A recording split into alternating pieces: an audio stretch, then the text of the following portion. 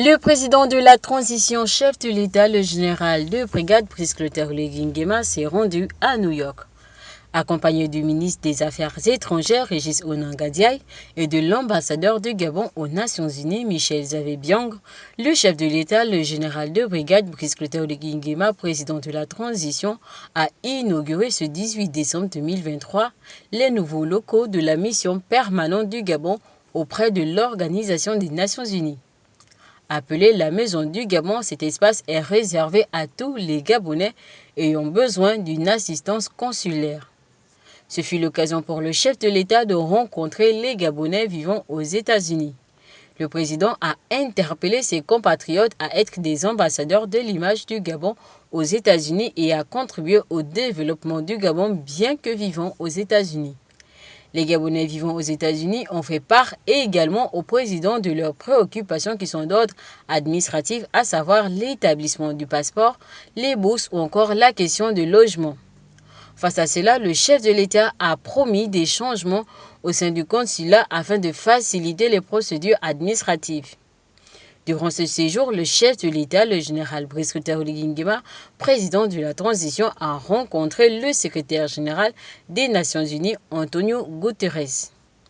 Deuxième rencontre après Dubaï lors de la 28e conférence sur le climat, la rencontre entre le chef de l'État gabonais et le secrétaire général des Nations Unies a porté sur les avancées de la transition au Gabon.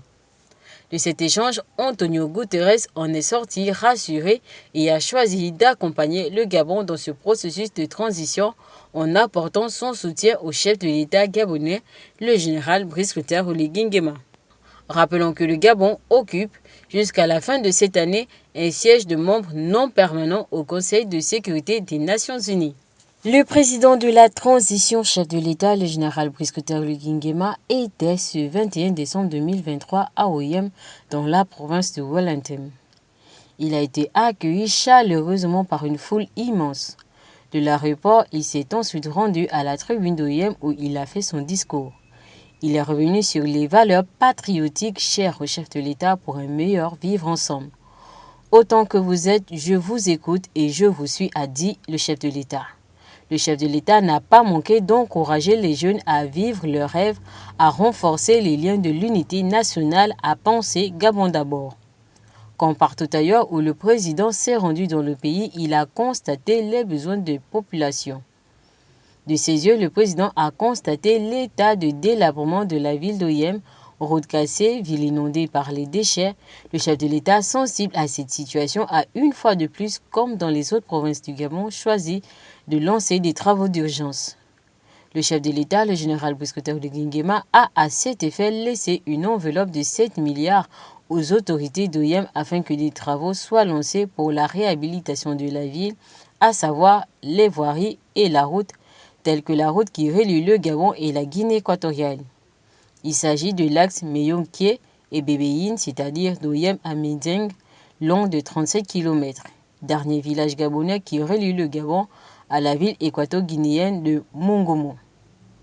Par ces mesures fortes, le président de la transition vise et travaille au développement des villes provinciales.